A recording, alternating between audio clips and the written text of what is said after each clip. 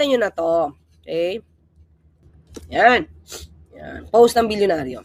Padilla raises alarm over OFW safety. That is yesterday.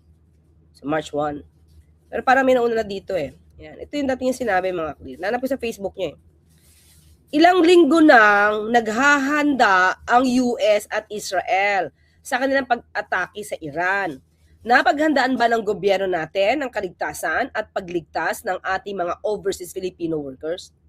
Mga kaklir. Ganito siya, alam mo nyo, ito pa lang, sa salita pa lang niya, nagpapahid na yan. May pinapahid na siyang, ayun, may pinapahid na siya. Negatibo.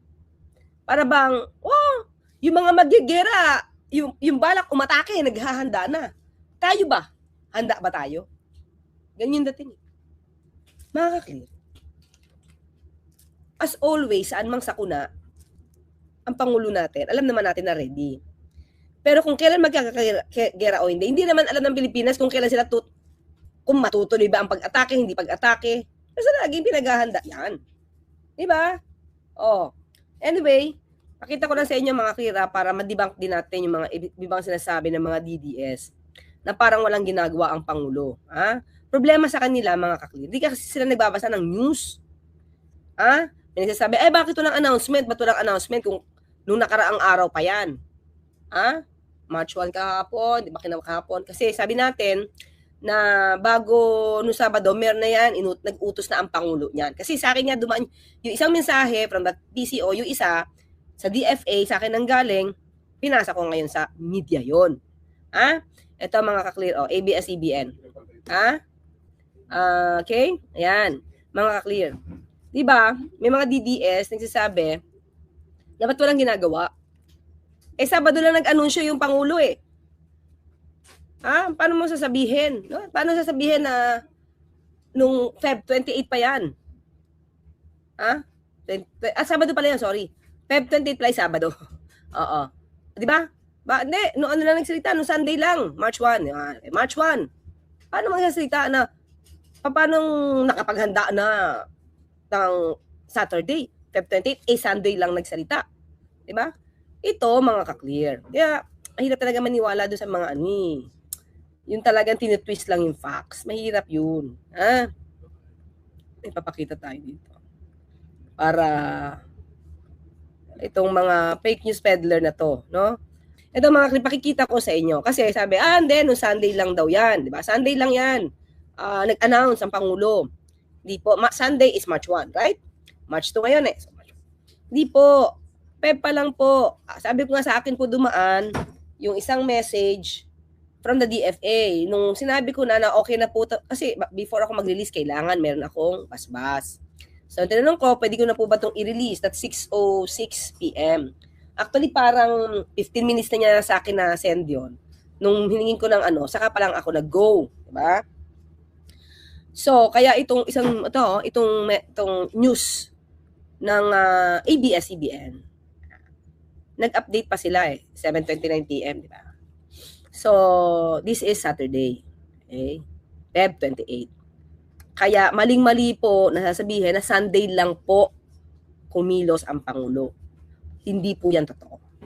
Sabado pa lang, kahit nang uurot na yung ibang mga DDS, kasi para sirain ng Pangulo, meron na pong tinatrabaho ang Pangulo. Kung nakinig po kayo kanina sa press briefing, marami na rin po sila natulungan. Yung mga tao na na-stranded dito, dahil supposed to be pupunta ng Dubai, at mga na-stranded sa Hong Kong yata, sa Hong Kong, na dapat ay pupunta ng Dubai, hindi na nakalipad. So, tinulungan po yan ng ating gobyerno. Kaya ito mga nagsasabi na, magtrabaho naman kayo. Wala kang kaalam-alam. Diba, yung mga DDS. Wag po kayo maniwala doon. Hindi po yan totoo. Hindi po pwede hindi kumilos ang gobyerno. Lalo meron tayong DMW, may DFA tayo, may OWA po tayo, na ang concern ay mga OFWs. Kaya wag po kayo maniwala sa ganyan. So ito, Feb 28, 2026. Ayan po, Ito na po, sinabi ng Pangulo, we have received reports of airstrikes. Actually, ito ay kinuha sa post, sa isang post po sa PCO. We have received reports of airstrikes which it hit Iran. We are in the process of getting more information, Marcos Jr. said in a social media post. So ito po ay kumbaga mas ahead pa. Ahead pa kasi ito ay galing na sa ABS-CBN. So yung sa social media post ay earlier. Siyempre mauuna muna yung social media post kasi doon sila kukuha ng storya, di ba? So mga kaklit, lakihan ko para mabasa niyo. Yan. Yan, In the meantime, the safety of Filipino citizens in Iran and in the Middle East is paramount. Diba? Senator Robin Padilla. Diba? Ang ano niya, ang post niya is parang walang ginagawa. Balikan ko to ha. Babalikan ko yan. Kita ko lang to. Yan, di ba? Napaganda na ba ng gobyerno natin kaligtasan at paglikas ng ating mga overseas Filipino workers? Di ba? Wala kasi siyang kaalam-alam kung anong ginagawa ng gobyerno. Di ba? Wala siyang kaalam-alam sa ginagawa ng gobyerno. Basta makapahid lang. Okay? Pero tingin ko, hindi si Pangulong Marcos ang pinagsasabihan niya dito. Kasi maliwanag dito, mga ka-clear, sa news na ito, ng ABS-CBN, at sa social media post, ay meron na pong tinrabaho ang Pangulo. Ito po, ayan the President said he has instructed the DFA, Department of Foreign Affairs, and Department of Migrant Workers to take measures to determine their whereabouts in affected areas and to take immediate measures ensure their safety. Kanina mga clear, sa briefing, niliwanag po ni Seka Hans Kakdak na meron po talaga mga protocol ang host country kung paano mag-aalarma at sila din po ang nagbibigay ng information tungkol sa mga shelter. Yan. So tayo po sa Pilipinas po, yun po yung ating minomonitor. Ang mga kababayan ba natin ay safe? Ang kailangan po ba natin kahit po yung nandito na hindi natuloy sa Middle East ay natulungan? Marami na pong natulungan. Opo. So yun yung report kanina. So hindi po kailangang mataranta. Yung ibang mga kababayan natin doon, ibinigay na po yung numbers na pwedeng kontakin as early as no Saturday. And meron nga po mga protocol ang host country pati sa pag-alarma. Alam na daw, tama naman, no? Si Banat Boy. Meron po silang mga gawi, meron silang mga pamamaraan kung paano maa-alarma ang mga tao doon. So, hindi kailangan, no, na mataranta. Katulad ng ibang mga vloggers dyan na DDS na gusto lang palabasin na walang ginagawa ang Pangulo. Diba? Yan. So, hindi po totoo na wala din po tayong ginagawa. Dahil ito po ang mga kaklira. Feb 28 po Saturday yan po yung pangalan ko In a statement shared by Palace Press Officer Undersecretary Claire Castro, Philippine Foreign Affairs Secretary Maria Teresa Lazaro was quoted saying the Philippines is concerned about the escalation of the situation in the Middle East region and calls on all parties to resort immediately to dialogue and negotiations to bring peace and stability to the region. Yan, So yan po ang stand, no? Ang stance ng ating gobyerno, maayos. 'Di ba? Maayos po, Siyempre lagi po ang Pangulo at ang gobyerno ito ay sa rule of law, kung ano po ang sinasaad ng international law. Yan po. Okay? So the DFA has reported no at as of that time mga clear as of 7 o'clock, binigay sa akin sabi ko mga 6 o'clock na ng gabi. As of 6 o'clock noong Feb 28, wala pa po na naaapekto ang mga Pilipino natin. Ayan Kaso said, quoting Lazaro. Kaya para sabihin na walang ginagawa, ikaw, Yusek, wala kang ginagawa, ayan na po, tatrabaho po tayo kahit Sabado. Sabado po yan, Sabado po yan. Sabado po yan. Gabi pa yan, Gabi pa po nung kami nakikipag-coordinate. Ganun po talaga dapat magtrabaho. 24/7. Hindi pwede na magbibintang lang yung ibang mga DDS na mga vloggers. Okay? So ngayon, since napakita po natin, nagtatrabaho ang Pangulo, dito pa another balita. Kaya nga nagtataka tayo at hindi nila alam itong balitang to. Akala natin magagaling silang mga vloggers. Yung pala, hindi nila alam. Sabi niya, Sunday lang yan nagsalita. Pero Sabado po meron. PBBM, yung pag-utos sa DFA at DMW sa alamin ang kinarawan ng mga Pinoy sa Iran, Middle East. Yan Ano na po ito? Mainstream po ito Hindi po tayo nag-ano dito gumagawa. Feb 28, 2026. Tapos sabihin ng ibang DDS vloggers, bakit? Wala announcement. Ay, hindi kasi kayo tumitingin sa balita. Ayan, Sabado pa, oh. Feb 28. Ayan, no? Sa post ni Marcos Jr. Ah? Kaya, malabo, no, na ang pinariringgan itong si Robin Padilla ay ang Pangulo. Ang tingin ko po na pinariringgan niya at kinukindi na niya ay itong si VP Sara, mga ka-clear. Bakit naman? Wise men speak because they have something to say. Fools because they have to say something. Yvonne Setner. Oo. Ganito eh. Wise men speak because they have something to say. Fools because they have to say something for the kaching-kaching. Tagdagan natin yan. Yvonne Setner. For the kaching-kaching. Di ba? Para lang makapagsinungaling, makapanira, for the kaching-kaching. Yan. Kawa naman yung nanonood sa kanya kasi ginagawa niyang BO-BO. Kasi puro mali. Diba? Ayan, no, maliwanag. So, ito mga clear. So, di ba, kinukundin niya kung hindi nag-ready. Sino ang hindi nag-ready, mga ka-clear? Okay? Ito. Kasi ang Pangulo, ang DFA, DMW, nag-ready. Baka ito. Diba, nag-unwind sa Bangkok. Feb 25 to 28. Di natin alam kung nag-extend ng March 1 o up to now kasi hindi ko na alam kung sinabi na ba ng OVP, dapat sabihin ng OVP, umalis siya, dumating na. Pero wala tayong balita doon sa pag-alis.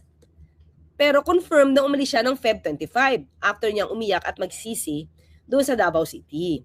Okay? So, confirm naman siya umalis at hindi naman yun nadi-deny. So, ito ang tanong. Diba? Robin, kaya tingin ko si Santa Robin, ito kinukundin eh. Sabi niya, ilang linggo na naghahanda ang US at Israel sa kanilang pag-atake sa Iran. Napaghandaan ba ng gobyerno natin ang kaligtasan at paglikas ng ating mga overseas Filipino workers? Diba? Ang Pangulo naghanda. Kayo, hindi namin alam. Diba? Ang pinaghahandaan nyo, manira. Ito, mga ka-clear, si VP Sara, ang pinaghahandaan, biyahe. Diba? Nangangampanya na ba dito? Diba? Pag biyahe. So, tingin natin, pwede naman niya i-deny na ang kinukonde na niya rito ay ang pagbabiyahe ni VP Sara dahil ilang linggo na daw na pinaghahandaan ng US at Israel ang issue na to sa Iran. So dito, Senator Robin, alam na alam mo na parte ng gobyerno, si VP Sara, Vice Presidente, hindi naman tumutulong sa Pangulo, diba? Pero, nasa bakasyon. 28. Dapat sinabihan mo din siya, ilang linggo na naghahanda. Ito, ilang linggo niya nang pinaghandaan yung kanyang biyahe. Tanong lang naman din tayo, no? Okay, so ito. After manisi-nisi, ito si Senator Robin Padilla, ito ang nilabas niya ulit. Dismayado si Senator Robin Padilla sa mga Pinoy na puro politika raw ang inaatupag sa gitna ng bakbakan ng Israel at Iran. Ay, mga ka-clear, yung una niyang post, hindi ba pamumulitika yon?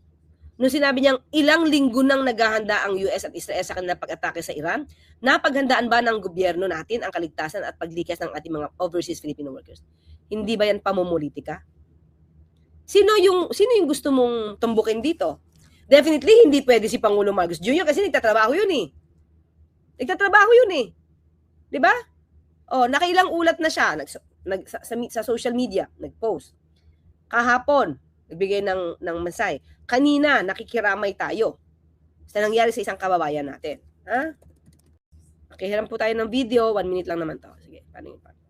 Linggo ng gabi pala, sorry. Isang Pinay ang nasuli sa Israel kasunod ang serya ng mga pag-atake ng Iran. Kinalulungkot ko na meron po tayo natanggap na report na meron na pong casualty na Pilipino dito po sa gera na nangyayari sa Middle East. Na-report po sa atin ay namatay po ang isang Mary Ann Velasquez de Vera na tiga Pangasinan. Siya po ay isang caregiver sa Israel na tinutulungan ang kanyang alaga para dalhin sa bomb shelter. Ngunit hindi na po nakaabot sa bomb shelter at inabutan na sila bago sila nakarating. Di ba, mga Chris? So, talagang nagmo-monitor po ang Pangulo. Nagmo-monitor po ang Pangulo sa ulat ng DMW, sa ulat ng OWA, sa ulat po ng DFA. Di po ba?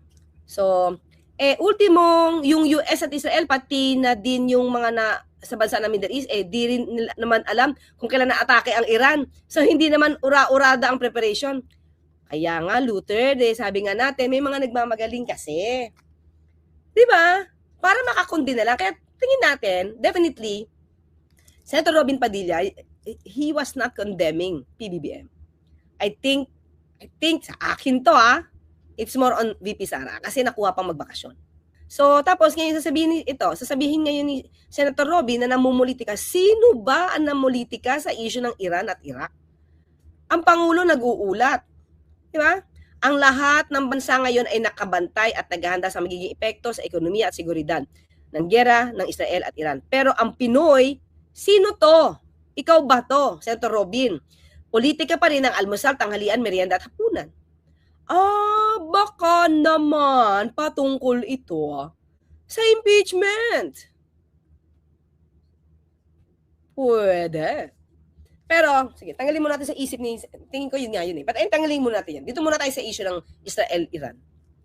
So, sino ang unang gusto magpahid ng hindi handa or pagpahid ng negligence or walang pagkilos? O napatunayan natin dito si PBBM, hindi. Mabilis kumilos ang DMW, mabilis kumilos ang OWA, mabilis kumilos ang DFA, nag-utos ang Pangulo. Wala sa bakasyon, di ba? Nagtatrabaho ang ating Pangulo.